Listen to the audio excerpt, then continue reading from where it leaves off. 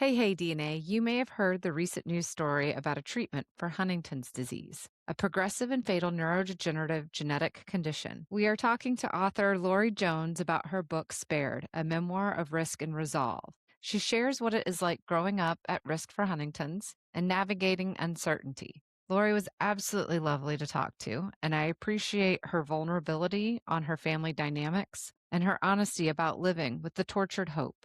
Let's get started. Welcome, Lori. I'm grateful to have you on the show today. Thank you so much for having me. You published a memoir, Spared, a memoir of risk and resolve about your experience watching your father descend into the grips of Huntington's disease. And you talk about the uncertainty and secrecy of the disease. And I believe your family referred to it as the shakes. So I was hoping you could maybe first start off by telling us a bit more about Huntington's disease and what it is for those listeners that are unfamiliar. Absolutely. So Huntington's disease is considered a rare disease. It is a neurodegenerative disorder. It is genetic, inherited from the biological parent with a 50% risk for each child from that affected parent. So it has a um, pretty significant inheritance rate, and it is autosomal dominant, regardless of the gender of the parent, and there are no carriers for the disease. It is characterized in a typical progression, which I say typical with air quotes, even though you can't see me doing it, because every case is very different. But a typical progression would involve some psychological symptoms, inhibition loss, various types of psych symptoms, and then followed by choreatic movement, uncontrollable movement of limbs. There's choking and swallowing and movement disorders. Walking is a struggle. And then eventually the person loses control of all of those abilities. So pretty serious. They say only, every case is so serious and in my heart, but 40,000 affected individuals in the United States, although they call HD a family disease because you either have it, you're a family member of someone who does, you're living at risk, or you're caretaking. And so we're talking probably closer to 250,000 people in the United States that are affected in some way by the illness. Right, and I think one of the things you were saying was that it's not something that you might have that change and you might be at risk, but it's pretty much you kinda have it or you don't. So that's partly why it's so profound, and, while the symptoms, some of it can vary, there's kind of like these sort of core things, that folks would see, but it's a progression. So it's not one of those things where it necessarily lessens or goes away. Correct. You don't get better. Now, there might be an ease of symptoms through some medications that are available or some treatments. They always say exercise, diet, and hydration are some of the most important things you can do for many of these neuro illnesses. But you're right, it's degenerative. You're not getting better. There is no cure at this time. There are some medications that can treat some of the symptoms. It is also slow progressing. So, regardless of how the disease manifests in each affected individual, by and large, it's a slow progression, and you could be living with it symptomatic for many, many years. I think one of the things that struck me in your memoir was talking about the individuals in your family and how different their symptoms were and how not each person kind of had the same wasn't affected the same way. So I was wondering if you could share a little bit about what Huntington's disease looked like in your family. Yeah, definitely. And that was part of the confusion. And of course, to date myself and for the listeners, I was born in 1970. So, this is pre-internet. This is this is pre all the things we're doing right now, you and I. Uh, and it was pre testing. So there was no blood test or saliva test for HD at the time. And so our family did a lot of symptom gathering and talking amongst the family members. My grandmother came from a large family. She had four sisters, and there were three of the family members that were affected by HD. And of the three, my grandmother was one of them. She had what I would consider a mild case. She had a tremor. Her faculties were with her as long as I can remember. She had a little difficulty walking, and ultimately it was a swallowing problem that ended her life. She aspirated her food, she got pneumonia, and it was from there. But her sisters had one who was more of a textbook case, I guess you would say. So I don't know about psych symptoms. We didn't talk about that then, but the psychological tremors and tics and such started in her 40s. She declined and passed away in her 60s, cared for at home, never entering a care facility. And then the other sister another great aunt of mine, she was symptomatic before she was 30. She was unable to drive. She went into a long term care facility. And at that point, it was a nursing home. That was the only place that you could go. And she lived there for the remainder of her life. She was bedridden, had to sit in a special chair and just had all of the movements, was nonverbal, unable to care for herself. So, very different progressions and manifestations of the illness amongst all three of the great aunts, which when my father began showing signs and symptoms, his were heavy, heavy psychological, coming out mostly as anger, perseveration, some oddities that would just make you go, something's not right, but I can't put my finger on it. And so my sister and I and our whole family would be thinking, well, Dad, there's something wrong, but is it that? Is it Huntington's? It sure doesn't look like it. And so four very different examples of the disease in my growing up experience made it hard to identify, made it hard to put language to what was happening in our family. Yeah, because it's interesting that you know this family history, but, through part of the book, there is this sort of like, is this what dad has? Does he have the Yes. same thing that, my great aunt has? But there's definitely some lingering questions. And like you said, it was before genetic testing or any types of the things, some assessments that we might do today. You talk a lot about your father and your relationship with your father, and you talk about some of these like mental psychological symptoms that, with your dad there was sort of a right way and a wrong way to do things, or that you had to learn to kind of figure out your dad's rules. And so I was wondering what it was like growing up in that environment where you felt like you had to be careful much of the time. Yeah, it created a very watchful child, a child who was preventative in nature. I was probably always the one scanning the room. I was reading the room before I could read, uh, to see what the temperature was, how to potentially de-escalate something that might be happening, or how to prevent an outburst. And I think a lot of kids that grow up in a volatile home operate the same way. They grow up as maybe extra watchful adults. They maybe try to carry all of that. It took a long time for me to learn how that the universe wasn't resting on my shoulders as I grew up. But as a young person, and it often worked. That's the other thing. I was sitting with my therapist and she said, but what would happen if you didn't? I said, well, let me tell you, I was really good at keeping the peace in my house. It was a talent that I had. So it created a watchful child, a what if, let's make sure that doesn't happen. The other part of the struggle was the rules changed a lot.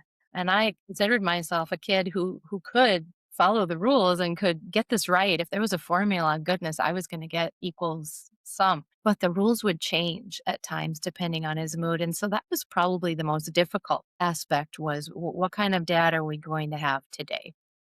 Hmm. The other thing I will say about the uncertainty of the differences in the cases is that there's a piece of you that doesn't want it to be Huntington's. And so it was pretty easy as we were growing up saying, well, surely dad can't have that.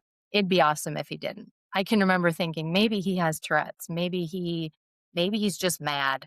Maybe he's anything but that.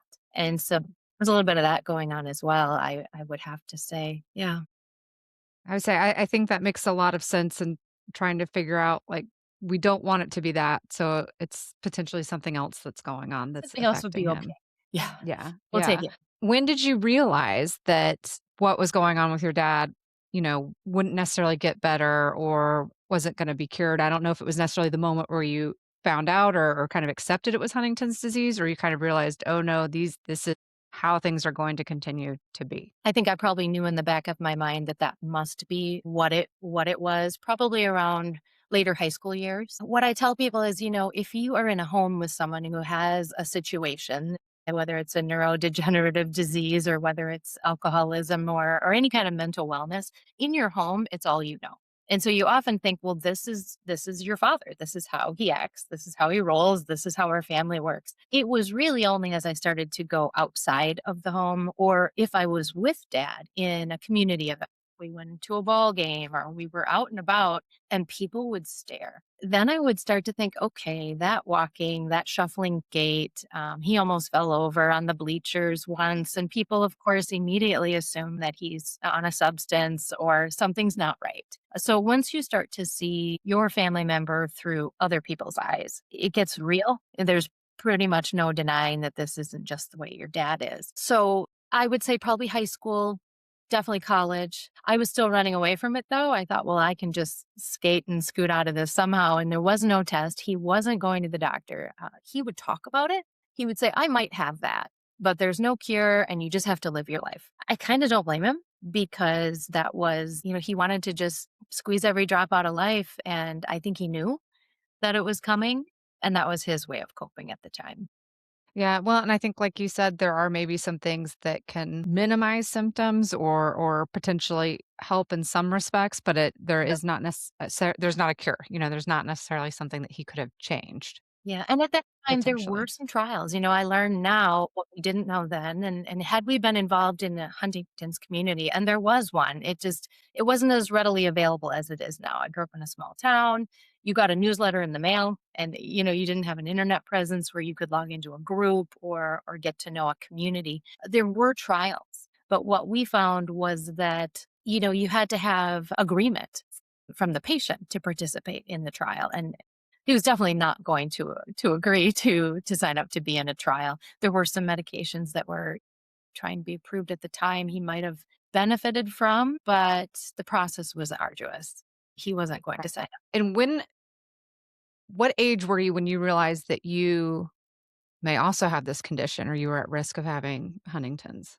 Yeah, so bits and pieces. You hear bits and pieces from your family. I'm starting to piece it together. I'm kind of figuring it out. My grandmother was the most progressive person in our family learning about Huntington's. She signed up for the HDSA newsletter. She followed the Guthrie family and she was very in the know and trying to do her research. She was the one that set me down right before I got married. And she pulled a pedigree chart out of this envelope and it was handwritten. She had her penciled notations and she had filled in the dots of the people that she thought, looking back on their behavior, that she thought might have been affected. And she was piecing it together. And she had shared that with me and sat me down to talk to me about not having biological children. She made her opinion very clear that she felt, you can get married, but you guys should adopt. Like, we need to stop this cycle. And I'll be very honest with you, I didn't want to hear that. I did not want to hear that message from her. It was hard to hear. I have loved my grandmother my whole life. She was a very special person to me, but that day we were not friends. I listened to her talk. I put her notes back in the envelope and I went back to my college town. I didn't want to hear what she had to say, but there was no denying. After looking at her notes, this is probably what he has not been tested or diagnosed formally by a doctor, and he's not going to unless he gets drugged there. Uh, but it was getting pretty real at that point. I would say right right about the time I was gonna graduate from college and get married. And you mentioned, like, at the time, that was not something you wanted to hear or discuss. Was there a time later that it came back and you were like, "Okay, this is something that I need to confront at this point?" Yeah, we had our first biological child. Dad still hadn't been tested. And then shortly after, a second and a third. And like right between the second and the third, I believe, is when he went into care. So, what got my father into care, unfortunately, was what I tell groups that I speak to about Huntington's an event. And so often people will say to me, well, how do you get your person, your loved one to go to the doctor? Mine won't go. And I said, well, my dad wouldn't go either. And unfortunately, it took an event to put us on the path to getting an answer. And our event was that my dad went to the doctor for an unrelated reason. And while he was at that doctor, and my mother took him, he made a threatening statement about himself and others. And so, of course, the doctor was a mandatory reporter and said, we're going to have to do something about this. We're going to get you into a hold and get you better. Well, my dad immediately saw policemen coming and felt like he was being arrested and he didn't understand and he felt attacked. But it was that event that got him into seeing a geneticist and a neurologist and starting to put together, okay, you have a family history. We haven't heard about this. What's happening? And then to get him tested. So it took a very long time before he was actually tested. And I don't know that he signed up for it. I think it was done as a result of the event. So then we had to face, okay, we have the biological children. At that point in 1993 was the first time that blood test became available, presymptomatic genetic testing. I did not want to take that test. And then 6 months later, I would want to. And then I would not want to again. So I would say a person goes around and around on it, trying to decide what they want to do. Yeah. Yeah, so it Yeah. wasn't necessarily one clear moment where all of a sudden it was like 100% I'm all in, this is what we're doing, and there was a lot of back and forth moments. How Yes. was it making everyday decisions while carrying this uncertainty? Because I had read that a majority of people who are at risk for Huntington's, don't actually undergo testing. So, like, a lot of these folks are living at risk because they don't do the Yes. testing to find out one way or the others.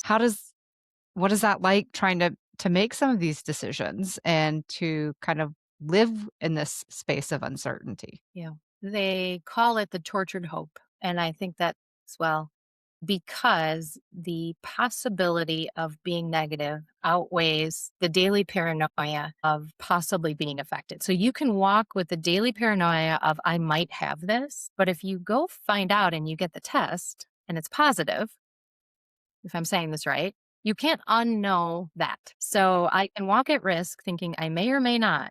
The uncertainty is almost unbearable. However, I will take the uncertainty in exchange for taking that test and possibly being positive. Because then what would I do with that information? When I sat with the geneticist before she revealed the results, she asked one more time, are you sure you want to know this? Because once I tell you, you can't unknow it. And there have been people that have said, never mind. They went through the whole blood draw, all the counseling, and they say, never mind, just hold my results. You can always get them later. Like they'll hold them for you.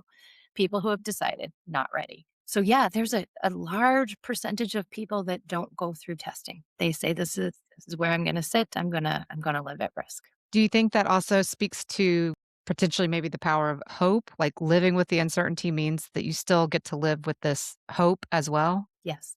And then you question yourself. You drop something that day and you think, oh, here it comes. So many. And my cousins said the same thing. When I met with all of them and spoke with them as I was writing the book, and they said, oh, didn't you just, if you forgot something or you said something wrong or you tripped or you dropped a glass or, yep, every one of us just walked with that paranoia. However, do you go and find out? And so people say, well, what finally propelled you from relation to the let's go get tested? And I have to say it was my partner, my husband. He said we need to know so we can have a plan. We have no plan right now, and my life was lived two ways. Lived in a hurry.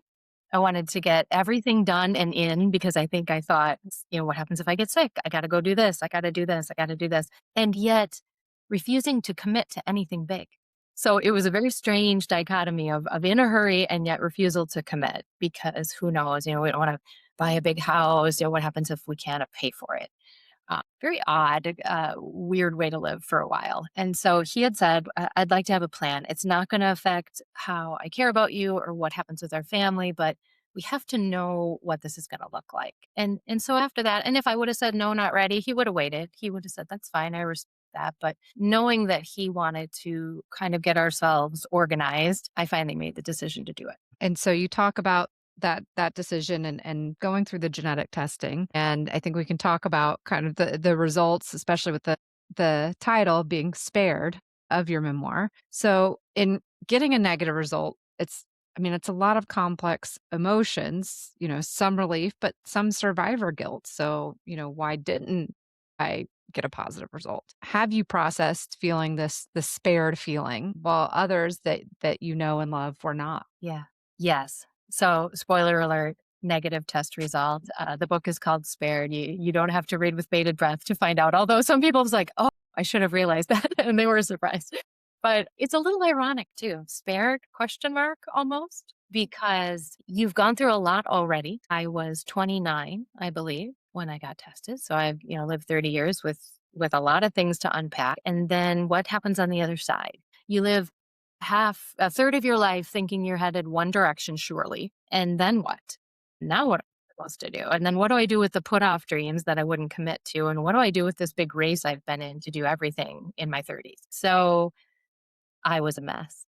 I was a hot mess. Had survivor's guilt. I was depressed. I curled up in a ball for a while. Then I felt guilty for feeling guilty. You shouldn't feel guilty for being healthy. What is wrong with you? So then guilt packs on in layers like a winter jacket. Mhm. And so it was a funk for a while for sure. What do you do with this information? I remember I called my sister and she had chosen not to test. She also changed her mind about 10 times on whether to test or not.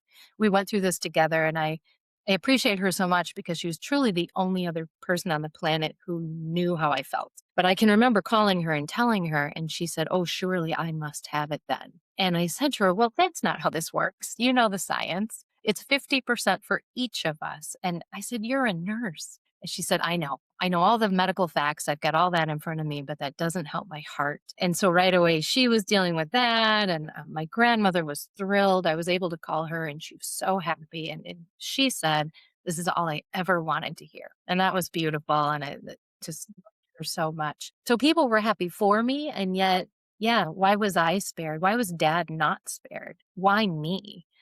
And I'm a person of faith. And so for a long time, my father in law, wonderful, wonderful man. His response was, "God is good." And my head was thinking, well, I don't feel like he's very good right now. He's good to some people, but not good to everybody. And I was in a funk.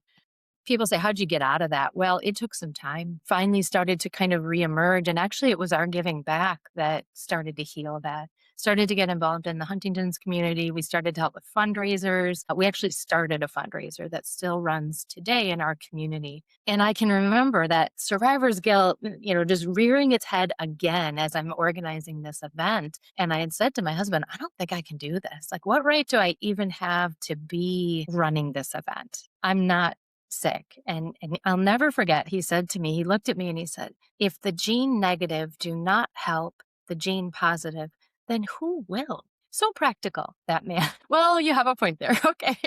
So, pull up your pants and get busy. And so then we did. And that I won't lie to you and say that it doesn't rear up once in a while again. When I go to events, especially when I go to events in the HD community, it'll kind of kick up again, but they're a wonderful, non-judgmental community, and everyone who's ever spoken to me says, "I'm so glad that you don't. I'm so glad that you are able to continue giving this message." And one gentleman in particular who was gene positive and is also involved said, "Thanks for not exiting. Thanks for not saying, 'Oh, that's not my problem anymore.'" And so that was good. That was good for the guilt. Well, I would say that that statement of, the gene negative taking care of the gene like that was a very powerful statement to read and then to hear again, recapping that because I think that that is so true and it does offer a way to be resilient but also still say, you know, even if I'm not affected, I'm still a part of the community because like you said, it impacts the family, the Yes. caregivers, so many more folks than just that one individual. Absolutely. And I took some time. I would say to people, there's nothing wrong with taking time. And if you were gene negative and said, "Oh, I've had enough of walking around at risk and seeing my family members pass from this, I need a minute," there's nothing wrong with that either. I think there was a good 3, 4 years after testing negative that I just needed to sit with my life has a new course now. What does that even look like? And then slowly started re engaging and getting involved in the Right, community. right, and taking that break to kind of like you said, there's been this one direction or at least one path you thought your life potentially was taking, and then trying to reorient yourself Yes, at that moment. exactly.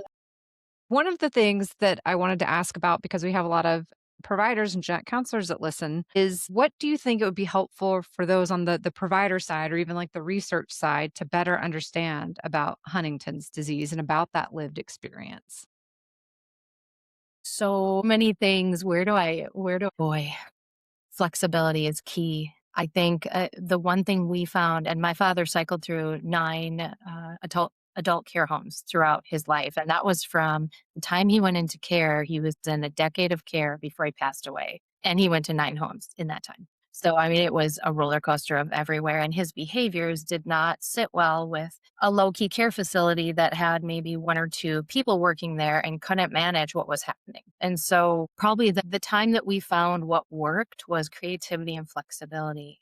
And the last care facility that actually worked and clicked, I cannot say enough about them, but they led with, "We get pretty creative around here," because I was desperate at that point and I was working with a social worker and she was helping me. She was an angel helping me find places that would take my dad. So when they led with, "We get creative," I said, "Let's talk. Like, we might need a little creativity." There wasn't so much rigor there. He got to be a grown up. He didn't have a bedtime. He got to eat what he wanted. And so I think, and this is years since, and I don't know what the adult care homes are like now, but I felt like we had a seat at the table to talk about things like bedtime and things about meal prep and that he needed time. They say a person with Huntington's who is decently advanced Huntington's, they need 4 minutes to everyone's 1 minute to formulate an answer when you ask them a question. And I could see it in his face when I would ask him, like, he was just churning, he was thinking about his answer, and then you have to get the words out of your mouth. And he would call me and he would lead with, "Are you my guardian?" when I would pick up the phone. "Yes, I'm your guardian." And then I couldn't understand anything that came after that. It's like he had saved up all of the intro. And so I would pick it apart and, "Oh, can you put the nurse on? Can you put the caretaker on?" And it would be, something was wrong, but you can't say what's wrong. So you're angry, you're frustrated. And then a lot of care facilities were in a hurry, like, get your clothes on, get in the van, let's go. Anyone in that situation with delayed ability to process and auditory is going to have a meltdown. So I guess that was my thing, is the flexibility. Allow where you can the ability for the person to be an adult, and then take the time to try to just give it a minute for them to say, process and say what they need to say, if they can say what they need to say. So that last facility was remarkable. They ticked every box there as best they could. And my dad was a difficult case. I heard that so many times. Your dad is a difficult case. And I don't doubt it. And so kudos to anyone that put in the effort to care for him, because I know it wasn't easy. Yeah. And with some of those facilities, I mean, how hard is it to get folks into those types of facilities? I think you had mentioned your great aunt at the time. With her, it was basically a nursing home. It wasn't necessarily anything that was like specific to people with Huntington's disease. Yes. Are there more opportunities for I that feel it's now? better now. I really do feel it's better now. I feel if you are a family affected by Huntington's, you need to get yourself to a center of excellence. And they're throughout the United States. The one closest to us, we have one in Madison, Wisconsin, I believe. There's also in Indiana. So there are you get yourself there, you get yourself connected with a social worker. And you start to explore, because now the website lists facilities that take people that even specialize. I am amazed at how far it's come. Mhm. At the Mm. time, yeah, we had limited resources. Of course, we wanted him in the least restrictive environment, but that usually involved being in an adult care home. It was all men, and they all had some form of brain injury or mental wellness issue.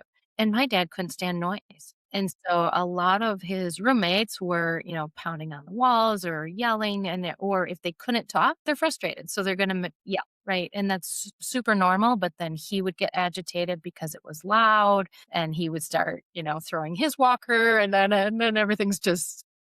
Right. Yeah. And then it kind of piles on. So I'm wondering too, like because you mentioned it, some of these psychomotor things, like you talked about your father falling on the bleacher and these chorea, which is kind of like dance like, but involuntary movements of the muscle. But then also with the mental weight in terms of like no loud noises or, outbursts at different times. Like you said, you were thinking about Tourette's at some point. What do you wish like the general public understood? Because this is one where I think people can see and sense a lot of things outwardly, but they don't know what's going on inwardly. Not necessarily that you'd want to go like broadcast it to everybody you came in contact with, but is there something that you think people could better understand about families that are at risk for Huntington's disease? Yeah, so many thoughts there. They have t-shirts now, and this is what Huntington's looks like, and they've got bracelets, and I don't know that my dad would have slapped any of those on, but it would have been great had the greater community known. You see someone in a wheelchair, you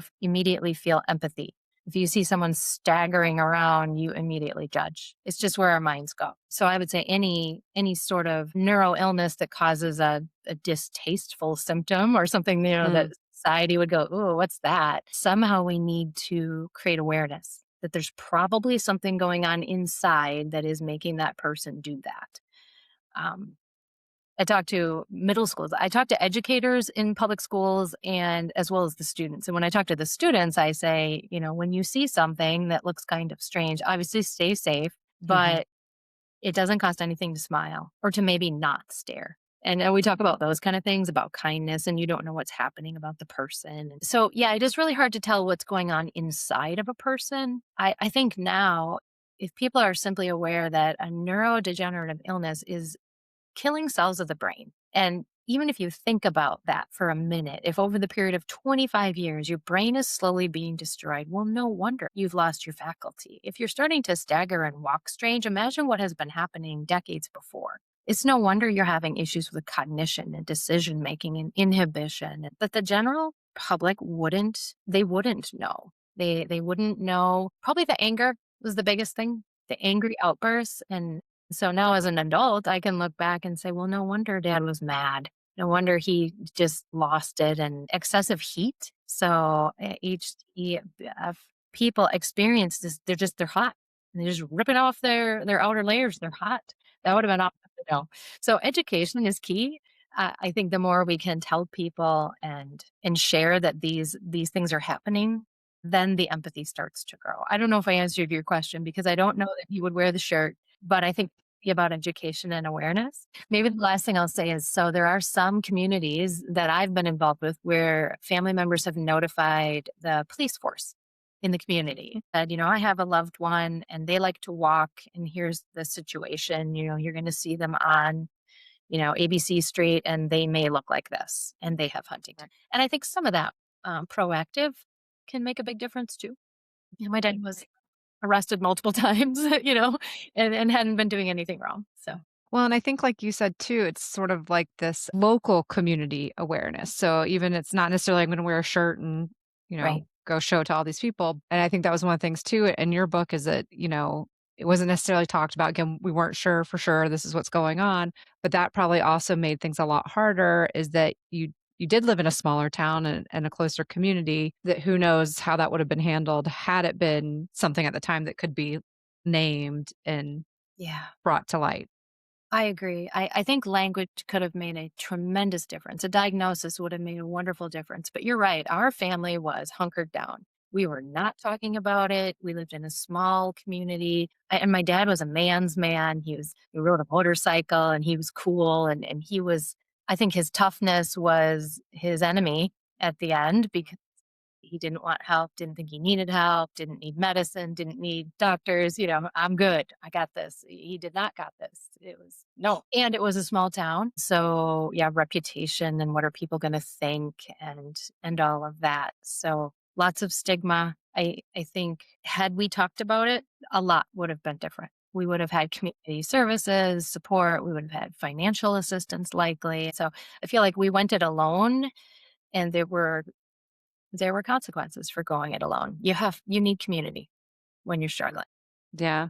And I think that that's important takeaway too in terms of your getting back into the HD community after kind of taking a break and figuring out, okay, what next? So again, there is something to be said even for those folks that are gene negative about having that community there. Yeah. Yeah. One thing I'm curious about, having written a memoir, what has it been like? Even now, I was like, I feel like I know you from the book, but I also don't know you. But how has it been just having people close to you as well as strangers that now know your story? Like, how has that been after putting it all out there? Yeah, that's wild. It's absolutely wild. I think when I hit print, submit or whatever, I was like, oh boy, there's no taking this back now. I'm out there in my skivvies. I would say a couple of things. One is for our family, our internal family. It's been very healing. It was great it was hard read. I had everyone close to me read it before it went to print. I said, if you want to change, edit, add, omit, argue about anything that's going here, if anything has misrepresented or created an undignified whatever, like, let's talk about it. And everyone said, no, go, especially my mother. She said, it was very hard to read. Don't change anything. It's all true and it needs to be told. So it's been very healing for our family. So many people have come up to her and said, you're a survivor and you were strong. And I think she struggled with feeling like she hadn't done enough her whole life, feeling like, oh, I didn't do enough for my daughters. And now is hearing a different story back from the public saying, you were very strong. And we were all doing the best we could. To the outer community, boy, the one I remember recently, I was at an HD education day and I had a gentleman stop to my table. And so let me just say, I hate standing at a table, super awkward, but here I am standing at a table. But he came up to me and he said, thank you for writing your book. I felt like you had been looking in our window. And while I would never have wanted someone to go through anything that I went through, we instantly were connected because we had a shared experience. And he felt validated and we were able to talk about it. And so that has been extremely satisfying to know that putting the words out there, they're vulnerable, they're hard, but they created a like a unity, mm, universal struggle amongst other people. It was validating for people to read. And some of the chapters I hemmed and hawed about, do I put them in? Because I wanted to make sure my father had dignity. And so it was this balance between his dignity and the authenticity. And that gentleman, as we spoke, said, thank you for talking about the hard topics that not everyone talks about with neurodegenerative illness and some of the behaviors that are they're happening in every one of these homes, but no one's talking about it. Right, because So like you said, there's a stigma or people are kind of having judgment on them, and so it's hard sometimes, yeah. So gratifying, good, exhausting, a little terrifying, all of those things. I don't regret that I did it. It is good and it's making a difference. Definitely. Yeah. Well, I had a couple more questions before we wrap up. One was I did wanna know if there's anything you wanted to share about the HD community kind of today, like, what are some things that are either concerns that community has or is facing, or are there Yeah. things that they feel are coming that make them feel hopeful? Because, like we said, there is no cure, but there are some ongoing research and clinical trials. There is absolutely ongoing research, and I will not do this judge justice because I am not a scientist, but I will do my layman's terms. And what I can tell you is we are on the brink of a major breakthrough, but the community itself is being stalled by FDA regulations. And part of it has to do with the requirement for a sham surgery in order to gain FDA approval for a very expensive brain surgery that could alter an HD person's experience with their life. They are requiring sham surgery. The other piece is not enough data, not enough of a sample size. And what we had hoped was to use all of the enrolled trials, all of the clinical trials people have enrolled in as the sample size. And so they're trying to get, doesn't that count? Isn't that enough data? And of course, the community wants to do it safe. We don't want to just do a crazy, let's go do this experimental brain surgery. But I'm going to be bold because I'm not a scientist and say, if I had HD, well, put me on the table. I'd rather take a scary brain surgery than face what I know I'm going to face. And so I think that's where the community is. They're like, we're standing on the goal line. Let's move this research forward. So you'll hear a lot about Unicure. It's all in the news. There's lots of people going to petition and to talk about it, and they're the real heroes. Yeah, I wrote a book. They're out there petitioning government. So that's a call out to them and help for HD International and HDSA. And oh, here's the other thing: all the different communities of HD have now combined into this effort. So there's quite a bit of unity around all the different agencies. Okay, and we'll put a link in the show notes so folks can learn more about these efforts. Yeah, absolutely. It's so important and just to be educated and to understand the science behind it. I took that break and when I came back, I'm like, oh, there's some science now. And then so HP Buzz, that's the place to go to learn all the science. It is remarkable how far, but there's so much further to go. Right, right. And then I think the thing that I'd like to end on is for people that are living at risk for Huntington's disease or their caregivers. What is it that you hope they take away after reading your story or from this conversation? What would you say to them? Yeah, I would say you are not alone. Absolutely find someone to talk to. Do not hunker down in this isolating illness situation and try to do it by yourself. And today you can log online and get a virtual support group in 30 seconds. If you're a youth who is trying to figure out how do I sort my life, there's a youth organization specifically designed for you with chat rooms and online friends who you're not the only one on the planet going through this. They're out there and you can talk to them. So I would say that start talking about it. I tell people that I speak to, we were not talking about it. We're talking about it now. So don't wait. Get someone to talk to. Find the support you need. Yeah, And then I would definitely say check out Lori's book Spared if you have not read it yet, because like you had mentioned with that other gentleman, I think it's something that provides a lot of honest insight, but also I'm sure for a lot of folks helps them feel less alone and maybe helps them have that community or start feeling connected. absolutely. Thank you. And thank you so much, Lori, for being on the show, for sharing your story and your book, but also these insights with us. Thank you for having me. It's a pleasure to be here. For more information about this episode, visit allaccessdna.podbean.com, where you can also stream all the episodes of the show. Any inquiries on the podcast can be sent to allaccessdna@gmail.com. Please rate and review the podcast on Apple, Spotify, YouTube, or wherever you listen. This helps other people like you discover the show. Note that this podcast is for entertainment and education and is not intended to be a substitute for professional medical advice. Please consult your physician with any questions you may have regarding your health. All Access DNA is an independent podcast hosted and produced by me, Kate Wilson. Designs by NKJ created the logo. Thanks for listening, and join us next time.